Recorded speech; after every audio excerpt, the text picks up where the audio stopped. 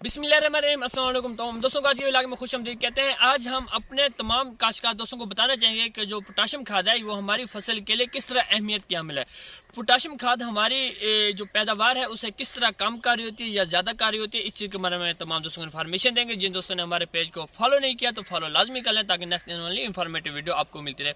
हमारे जो अक्सर काश्तकार दोस्त हैं वो अपनी जो कोई भी फसल हो, गंदम की फसल हो या कोई भी फसल हो, उसके अंदर जो यूरिया है वो भी अप्लाई करते हैं, फास्फोरस भी अप्लाई करते हैं, लेकिन जो पोटाश है वो अप्लाई नहीं करते। जो नाइट्रोजन है उसका सोर्स यूरिया है और जो फास्फोरस है उसका सोर्स डीएपी है। इस तरह पोटाशियम का जो सोर्स होता है वो एसओपी होता है या एमओपी होता है। लेकिन डीएपी भी अप्लाई करते हैं, यूरिया भी अप्लाई करते हैं, लेकिन एसओपी या एमओपी अप्लाई नहीं करते। उसकी वजह से हमारी पैदावार बहुत मुतासिर हो रही है। हमें एसओपी या एमओपी यानी जो पोटाश है वो क्यों अप्लाई करनी चाहिए? पहली बात यह है, मैं आपको इसके थोड़े से चंद चीज़ा फायदे वो आपको बताना चाहूँगा कि जो पोटाशियम होती है, जो पोटाश खाद होती है, पोटाश हमारी फसल के अंदर जो इन्वायरमेंटल स्ट्रेस होते हैं, इन्वायरमेंटल स्ट्रेस के खिलाफ कुव्वत मुदाफ़ियत पैदा करती है। मसलन बहुत ज़्यादा गर्मी की शिद्दत या बहुत ज़्यादा ठंड की शिद्दत से हमारी फसल को महफूज बनाती है। दूसरा क्या होता है, मसलन अगर आपकी फसल के अंदर पानी की कमी हो गई है, यानी किसी वजह से आपने अपनी फसल को पानी लेट लगाया है, तो उसकी वजह से क्या होता है, जो स्टोमेटा होते हैं यानी जहां से पानी का अखराज होना होता है, पत्ते के अंदर जो स्टोमेटा होते हैं जहां से एवेपोरेशन होती है यानी पानी का अखराज होता है, तो स्टोमेटा के बंद होने और खुलने में ये पोटाशियम का बहुत अहम रोल है।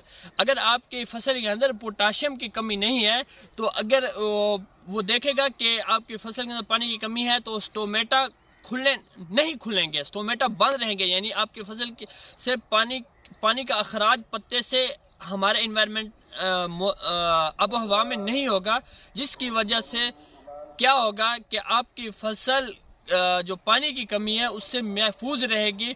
आप चाहे कुछ अर्सा बाद भी अपने फसल को पानी देंगे किसी वजह से भी, तो आपकी फसल महफूज रहेगी। दूसरा क्या होगा, जो इन्वायरमेंटल मुख्तलिफ मौसमियाती तब्दीली की वजह से कोई स्ट्रेस आता है वो भी आपकी फसल उससे महफूज रहेगी।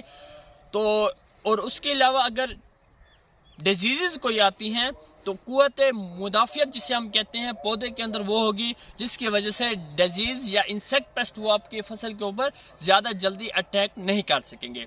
दूसरा जो पोटाश, और हमारे बस जो काश्तकार दोस्त हैं वो इतना जानते हैं कि इससे वज़न बढ़ता है। वज़न फसल का किस तरह बढ़ता है? वज़न इस तरह बढ़ता है, जो कार्बोहाइड्रेट होते हैं यानी कोई भी दाना है, अनाज है, तो उसके अंदर कार्बोहाइड्रेट और प्रोटीन होते हैं, ये बहुत अहमियत के अमल होता है। जब आपके कार्बोहाइड्रेट और प्रोटीन ज़्यादा बनेंगे तो जो आपकी फसल है, जो दाना है, दाने का अनाज ज़्यादा बनेगा, दाने का वज़न ज़्यादा बनेगा। तो इस तरह अगर आपकी फसल के अंदर पोटाशियम खाद का आपने वो अप्लाई की हुई है तो कार्बोहाइड्रेट्स भी ज़्यादा बनेंगे, प्रोटीन भी ज़्यादा बनेगी, जिसकी वजह से आपकी पैदावार बढ़ेगी।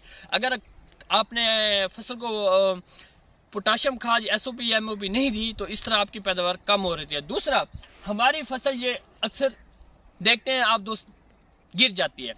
हम इन दिनों में आपको पता है सिर्फ ऊपर वो पोटाशियम का इस्तेमाल कर रहे हैं, पोटाशियम फर्टिलाइजर का, लेकिन बेसिकली हमें अपनी ज़मीन के अंदर पानी के अंदर पोटाशियम जो फर्टिलाइजर है उसे, या अगर दानेदार में है तो उसे छटा कर देना चाहिए, अगर पाउडर फॉर्म में है तो उसे हमें पानी के अंदर हल करके अपनी फसल को देना चाहिए। उससे क्या होगा, जो आपका पौधे का तना है, गंदम या कोई भी फसल है, पौधे का तना है वो सख्त होगा, वो गिरेगा नहीं। अगर आपकी फसल नहीं गिरेगी तो उससे आपकी पैदावार बहुत अच्छी आ रही होती है। जो फसल हमारी गिर जाती है उससे हमारी पैदावार बहुत मुतासिर हो रहती है।